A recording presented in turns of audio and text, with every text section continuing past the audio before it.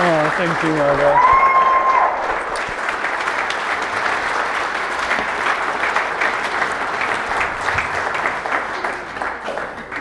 Well, hello everyone. My name is Vitalik Walle. First of all, before I start, I want to thank each and every one of you here today for this amazing event. I wouldn't be here standing in front of you, success as I am, without all of you. So thank you. I'm just going to start out by telling you a little bit about my story, my rough childhood. I was originally from Ukraine. I lived with my parents who is alcoholic. My mom was alcoholic. My dad was a drug dealer that died in the hospital. I lost my parents when I was little. I lived with my brother who is currently right now lives in Poland. He's about 10 years older than me. And right before when I got to the orphanage, my brother took me away from my parents. They didn't know any better because they were drinking and sleeping. Back where we used to live and my old dad used to live, my mom at the time was with her boyfriend. And the thing that they would both use me, they would always use me as a bait. So I had to beg for food and money for my brother. Every single day he would go hang out with his friends and I had to deliver all the stuff to him. At the end of each day I wasn't allowed to eat, I wasn't allowed to do anything until he instructed me otherwise. At the age of 4, I decided to run away. I feel like I was tired. I wasn't getting what I was supposed to. I was hungry. I didn't get the love. I didn't get the care that I deserved. And I decided to just run away and never come back. I ended up living as a homeless person on the streets for many months before I actually got into the orphanage. And the way I got to the orphanage is the lady, the neighbor where I was hanging out, in the community I was hanging out, she saw me, was running around and begging, and I was all dirty, like I didn't have anybody to take care of me. I was too little to take care of myself. And she asked me, like, what was I doing here? Where's my parents? And I told her that I explained the situation, that I ran away from my father, from my brother, who was at the time, very abusive, and made me do stuff, made me starve. And so she called the police, and at that time she called the police. The police got there and they actually took me to the orphanage where I spent 10 years being an orphanage. Having a family is something that I wanted for a long time, since I was little. Unfortunately, it didn't came to me when I was a little older. And the way it happened is we had a friend who we got to meet who was adopting a girl. Her name is Oksana, back then in an orphanage. And she asked me, I used to hang out with them all the time, and she asked me whether I want to have a family and whether I want to visit the United States at some point, different country. And I was so desperate of a family that I said I would love to. I've been there so long, being an orphanage, it's almost been like being in prison. You live with 40 different kids, you go to school with them, you do everything with them. The thing about an orphanage, you're on your own. You have nobody to care about you, even the teachers. They have their own kids at home. They were there just to get paid. And she asked me if I can provide her with the picture that I have of me. And I gave her the picture so she could show families in America. And then about a year later, I heard from my director that I'm flying to America. And I was so happy. At the time, I was in process of getting adopted by another lady who was trying to get me, who lived in Ukraine. She was a single lady that was trying to adopt me. And so after I visited for 6 weeks in the United States, I loved it. At the end, it was very difficult when it came to decision when my parents asked me if I want to get adopted. Right away, I told them no because I knew I had a family going over there, and supposedly when I get back, she's supposed to be pick me up. Everything's supposed to be ready to go and supposed to pick me up. She'd be done with all the paperwork and stuff. And the reason I said that is because I waited for so long. I just wanted to get out of this place as soon as possible. So I knew that she's supposed to be waiting for me by the time I get back. And when I got back, we flew into Kiev and we had to drive from Kiev, about 8-hour drive by the bus, to Dnipropetrovsk, where the orphanage was. I received a call from Tatiana, which is a lady who did the paperwork for adoption, and she told me that, unfortunately, that they denied the adoption for that lady. And so I told my parents before I left no, without knowing that the adoption was denied. And so I was so heartbroken. I remember I was sitting there and I was just like, well, I had 2 families and now I have none. And she was keep calling me back, and I just keep denying the phone call because I didn't know what to do. I thought I just lost all the hope, and I was just like, I just didn't know what to do at the time. A few weeks later, my mom reached out to me with the invitation whether or not I want to get adopted again, and with excellence and with a smile on my face, I said yes. I knew that the process would be long, but I knew that at that time I was 15 years old and I have a lot of time to think about it, and I just wanted to get out of this place, and I told them yes, and that's when the adoption process begins. Since then, I started, when I first came into the United States, March 1st, 2014, about 11 years ago, I started school here.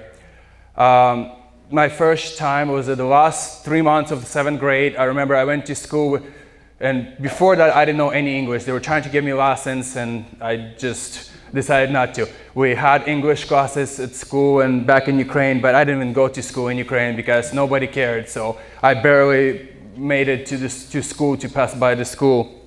We'd always go and hang out and do fun stuff, and so when I got here, I remember I was standing in my 7th grade class, and everybody was looking at me because I joined the last 3 months of 7th grade, and they're like, he joined the end of the year. It's like, who is this guy and stuff? And they're all trying to talk to me, and I remember I'm just standing there, and the teachers, everybody tried to talk to me, and who am I and stuff, and I'm just standing there. It was the most devastating moment of my life. I was like, I don't know how to answer, I don't know what to say.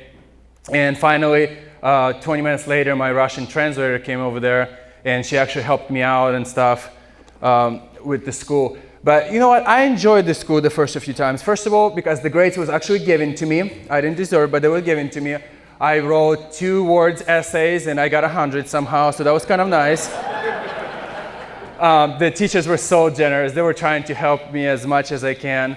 I had a great ELL teacher. Her name is Miss Showman. That, you know, somebody who comes from an orphanage, I used to not follow any rules at all. So my mom would receive emails every single day of my life, when I first got here, telling me how bad I was and what I did wrong. And so it was still fun though. But now looking back, so we got to Colorado in 2016. And since then, I've always wanted to go to a private school, but even when I was in high school, I wasn't at the level where they could accept you to go to private school, because you have to get tested out for you to get into private schools. And so all throughout my high school, I went to public schools. And when it came decision to go to college, I looked into different colleges, and I still wanted to go to a private college, which ended up being CCU.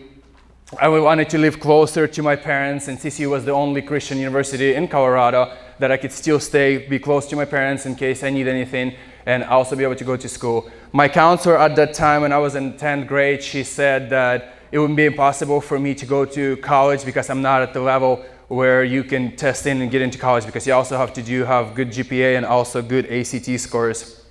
And she said, you still have a few years, maybe you could pull it together, but honestly, I don't think so. We could try to look at the alternatives, maybe community college or something lower.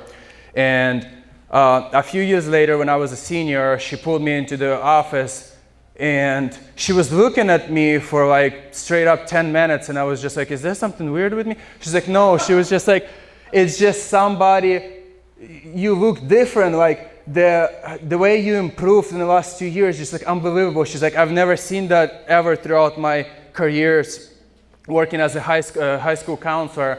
So she was like, I would love for you to talk to colleges now. What college are you planning to go into? And I told her about the CCU.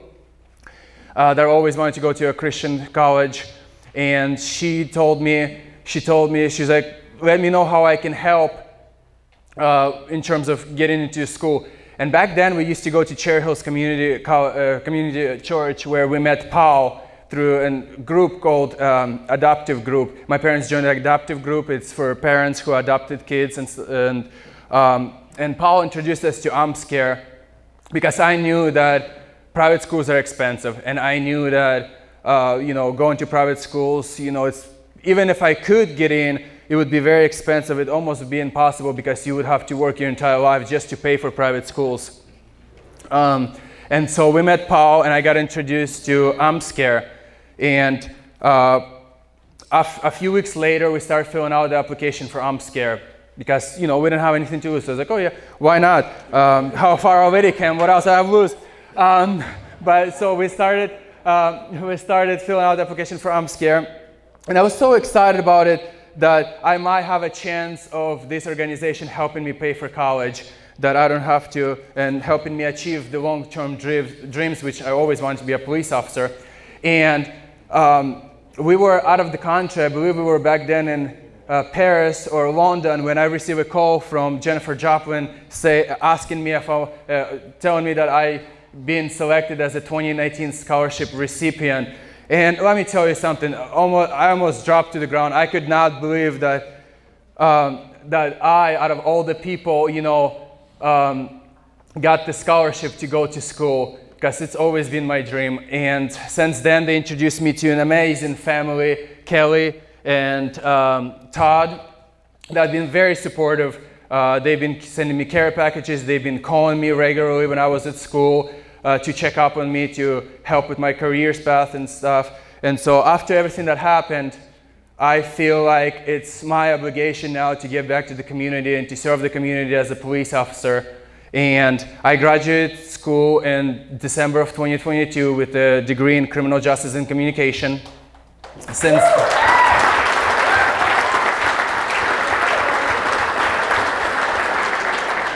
I started a police academy just a couple months ago, and so in process right now with Arapahoe County Sheriff's Office to hopefully become a deputy.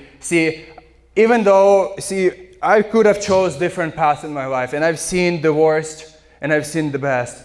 But I feel every time they interview me for the police job, they always ask, why do you want to be a police officer? And a lot of answers they usually get from talking to other cops, it's like, I want to help people.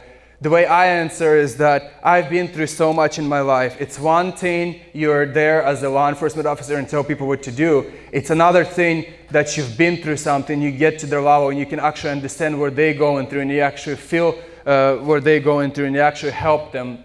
And so that's what I want to do. I want to make a difference, just like the AmScare made a difference in my life, and just like my parents made a difference in my life. And again, thank you so much, everyone, because this would not be possible without you.